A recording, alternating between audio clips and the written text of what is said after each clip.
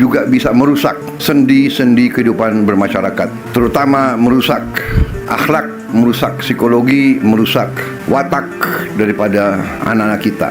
Prabowo batasi penggunaan medsos.